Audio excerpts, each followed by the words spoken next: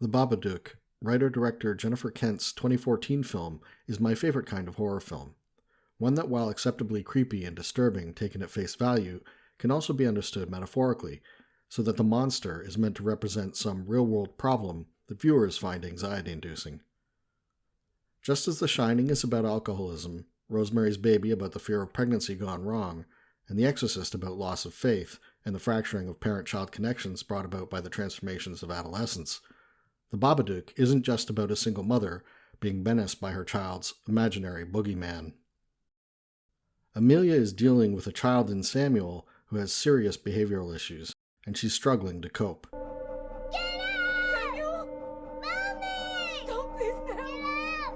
Get out! Get out! Get out!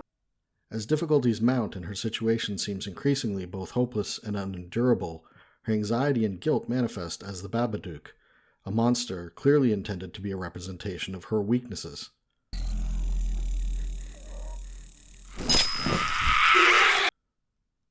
While the constant tantrums and emotional neediness of Samuel make for audience tension, and the Babadook creature is an interesting threat, it's impossible to escape the understanding that this is a story meant to be interpreted, and its ending best understood in terms of that interpretation.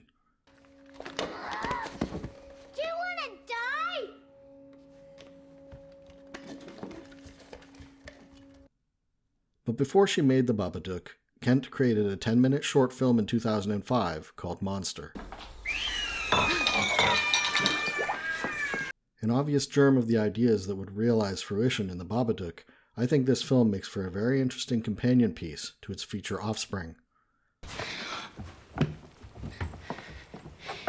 It's just a doll. No, it isn't! It's real! Like The Babadook, Monster concerns a single mother caring for a difficult child. But while high-strung, Monster's boy isn't nearly as constant and unbearable a drain as Samuel.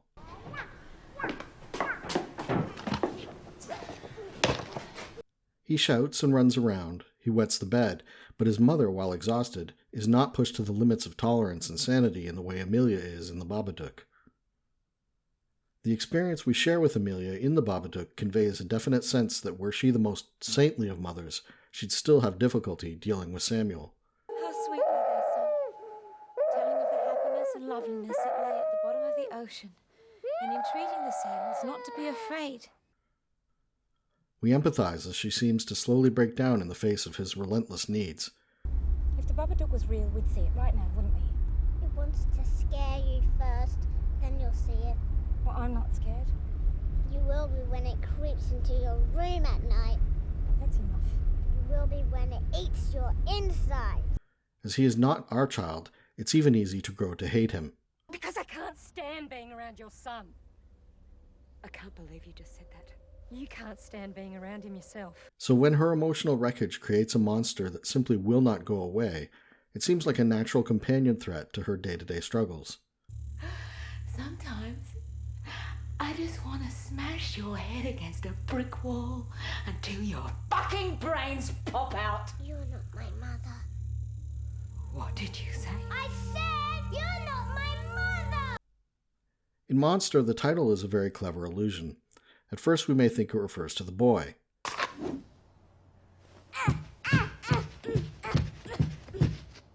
He's a little monster, one might say.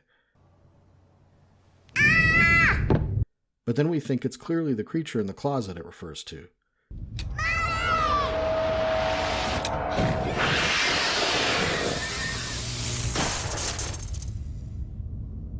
By the end, we realize the most monsterly monster is actually the mother.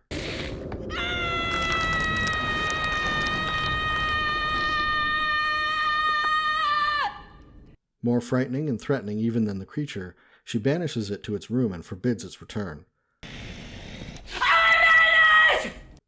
This is an expression of the cliché of mother as superhero, and the idea that a cornered mother can somehow transform to exhibit whatever power is needed to protect her offspring.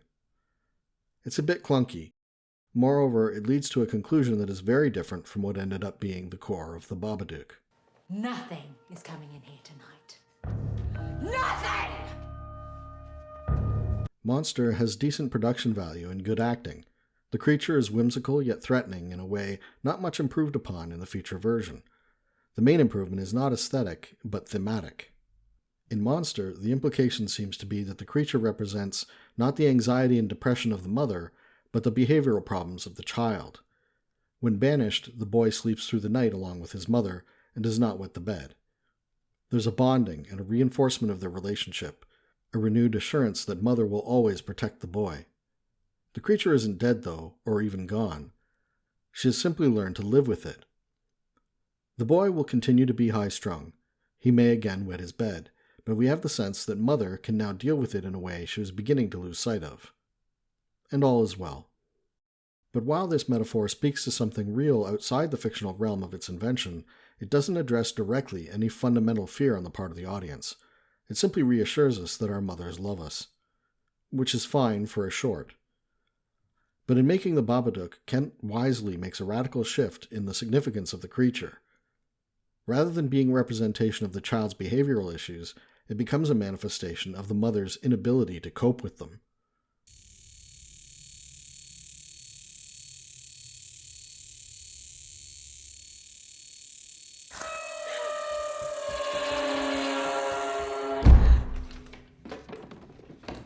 In both versions, the boy has not an imaginary friend, but an imaginary enemy.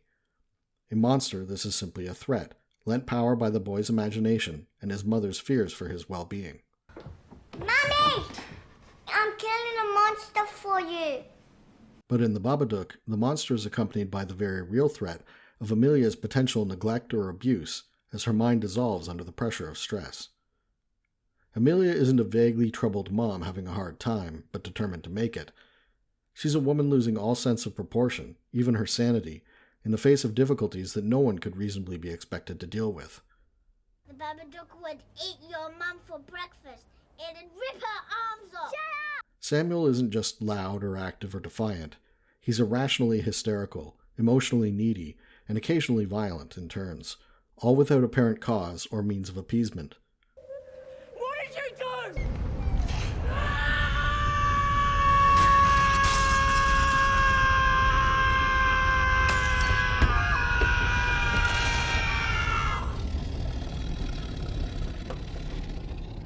When Amelia defeats the Babadook, she needs Samuel's assistance.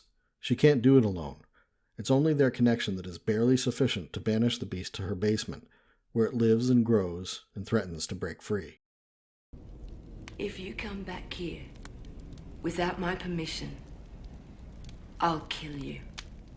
If you touch my son again, I'll fucking kill you! Instead of defeating her son's issues by means of super momness, Amelia needs every fiber of will and strength to simply endure the constant psychic pressure of dealing with a problem kid. And her bulwarks may fail at any time. She may be broken forever should the Babadook get free.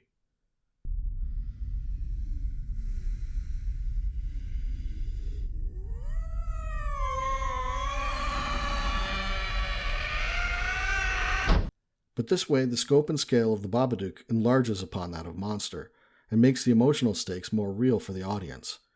It doesn't ask us, do you think you could control a problem child? It asks, if you had to deal with a child whose problems are uncontrollable, would you break? It's all right. It's all right. Shh. Shh. Thanks for watching. As always, please like, share, subscribe, and comment. You can find our Patreon link below if you'd care to support the channel.